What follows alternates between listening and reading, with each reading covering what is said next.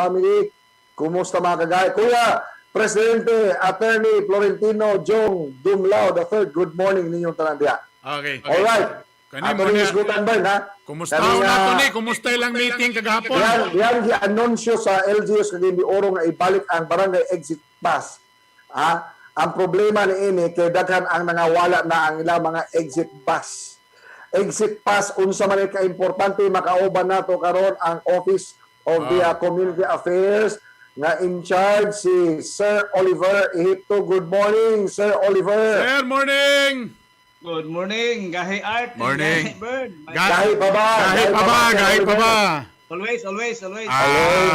Ang problema ni murag kaupaw na tani atong sitwasyon karon ba? Ayaw palinood, Brian. Ayaw palinood. Kanang Sir Oliver, kanang ibalik ang barangay exit pass. Yes. Tama. Nga importante magini. Ang barangay exit pass, Gahi Art, no, Gahi Bird, kung ano siya, muni ang sukdanan nato nga di ba ingon nga stay at home, no? Ang complex nato sa MECQ, stay at home. So pwede lang makagawas for mga authorized persons outside residences o essential nga lakaw. So, sa mga discussion sa mga tigom sa Emergency Operation Center o katong sa atong combined sa task force kung sa sukdanan, no, sa enforcers nga essential, unsay pamaagi, sa tool. So naman tay tool nga gihimo last year atong sa Executive Order 62 ni Mayor atong April 2020. Mo toy girekomenda dayon sa kang mayor nga basin kadto may pwede nato himuon kay mas nakita to sa practice nga maayo, no? May go signals mayor, anyway wala man pud to niya gi-withdraw nga executive order or wala man pud to niya gipawala. So immediately, nag-series of meetings para i-consult po ang mga barangay. Mo po ilang pinaka-actually recommendation. No? So, mo na, i-activate na to. Sir Oliver, murag naidako kay problema ron si Bernie. Nawala na daw ang ilang barangay exit pass. Nag-away sa asawa, nagbikil. Unya, yana pa, day, asa nito itong barangay exit pass? Di ba ako may makitaan, ha? Mga na rin, ha? Bilang nila kung problema sa COVID karon nga pandemya, kundi away po na mag-asawa ron. Uasa na ilang. Sige tago sa asawa, if ever nawala na ang ilang barangay exit pass, unsa may maayong himuon, ani asa man sila pwede makakuha. Diretso sa kang barangay kaya gahapon nag-emergency meeting may 80 ka mga punong barangay sa liga. Iklaro na mo nga ang kung naay mawad-an kada lang pud hangyo lang sad mi kanang tinuod nga nawala ha kay kung masin mangayo lang sila then dugang resources, dugang hago sa atong barangay o of course duha na noon sila nga magunit sa pamilya kay per family man eh. So ma-defeat ang purpose nga gilimit na to ang paglihok-lihok. So diretso sila kang barangay dayon nami gipulawan rit society atong the day before pag-decide nga ibalik ang BEP barangay exit pass gi-activate tong sa system na pwede sila maka-access sa ilang kaugalingon nga account dito sa barangay exit pass sila na mo generate Gahi Art and Gahi Bird, no, high-tech gamit na sa atong mga system online sulod sila in fact gahapon nagprinting na ang uban, no. So, hangyo. Sir, isama man payaan niyo. Naiuban diha, kani, nga ilang ipasirok. So, ang usaw pagkasigurado nga kana nga barangay exit pass para lagid na sa usa kada pamilya. Ang kanang code, kanang naman na siya gamay nga QR code nga na din and mga security features ana ang IT namo. In fact, last year og nakadumdum mo na ay mga nasikop nadakpan, no, nga dito, so dilang hangyo lang taas mga tao nga di ta moabot dapat sa silot, no, kay mas higher rabas bugat ra ba ng silot sa kanang pagpamiki. We hope hangyo lang silot ana Sir Oliver. Mura bugat man ka preso man gyud kay national law man ang kanang sukutanan preso pamiki, no. May mga security features actually. Maayo. Pero Moreno ang atong basihan basis sa iyang mga pronouncements even before pa. Halos di siya ganahan gani kayo unta ng mga silot pero kung naagi magahi naagi mapugos pod mi, no, sa law and order no nga make sure. So unsa man ang namin nagsulti sir nga kung apor daw ka di na kailangan og barangay exit pass, company ID lang, tama ba na sir? Basically mo man na unta kay authorized person outside residence ka naman, no. So kung trabahante ko karon, di na ko magkuha og barangay exit pass, okay na ko. Kaya nahimo man ang pangutana, Bern, by family man, no? Example, ang nagtrabaho ka, apor ka, kung dili nimo ibilin mangod ang barangay exit pass sa imong family dito sa inyong balay, dapat may mga emerhensya o may mga dinalian nga lakaw na sa imo. Hindi siya kalakaw, no? So, in fact, kung apor ka, on duty ka, mahapit ka grocery, wala may problema. Kay daan ka naman authorized person mo gawad. Pero nami hangyo po sa uban para malimit, ang purpose lagi, para malimit po ang paglakaw-lakaw. Pag off-duty, weekends, for example, dili man ka, practically, dili ka apura na nga mga orasa o mga lawa, bitbita ang bet nimo sa inyong pamilya, no? Exit pass, kung na kay lakaw. Kay para lang, dili gyud daghan ang manggawas o sa kapamilya kay mubalik kita sa iyang purpose nganong dunay exit pass ang tuyo dili ni para i-authorize ang tanan yung manggawas no dili kung dunay tuyo limitahan. Na essential For example daw sir kung taga-Bugo ko pero nag-boarding house nako dire sa dool nako sa Batog Lapasan Bulwa na so sa Bulwa lang kumukuha barangay exit pass kung maisyuhan ka kaniadto sa Bugo kay gisubutan to na gahapon Bern no gahi art kato na nga issue last year no na existing pa man to naka-issue ta na og mga almost 300,000 no sa mga families no so we understand kung nawala kung taga-Bugo ka na-issuehan ka niadto magamit to siya no i-agreehan to siya nga i-acknowledge to i-recognize so ang katong mga bag-o lang gyud nga nawad-an or bagong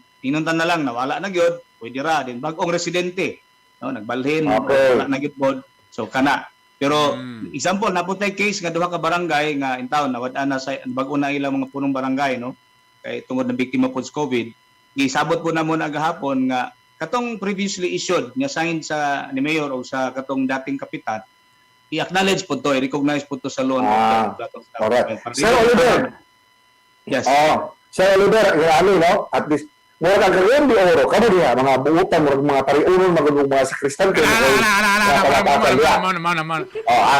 sir karon ba labi na karon adlaw no kanang ma-feel ba ron sa kaging di oro nga medyo isugan ni gamay kay mura wa may respeto kaayo sa lokal nga gobyerno mga otoridad nato diri nga pulis na pud ginabantayan da maka-expect ba ta nga one thing lang da kana bitang nga murag may ngipon lang sir anak nga mura magdi man mahadlok ang mga tao diri sa mayor.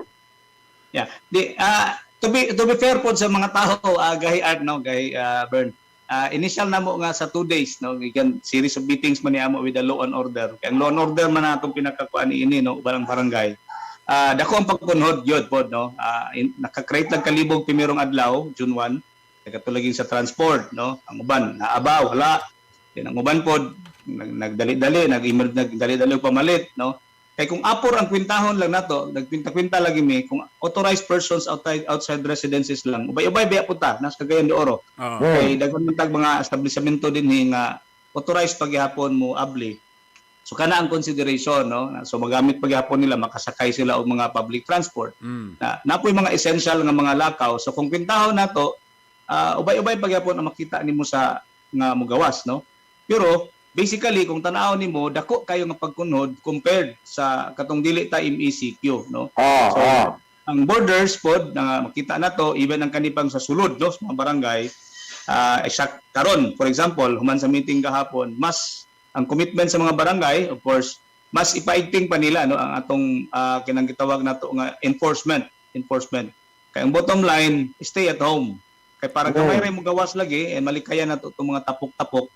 And just an update in terms of gatherings, buyag man pod no. Di pare sa una grabe nga mga application para sa mga gatherings.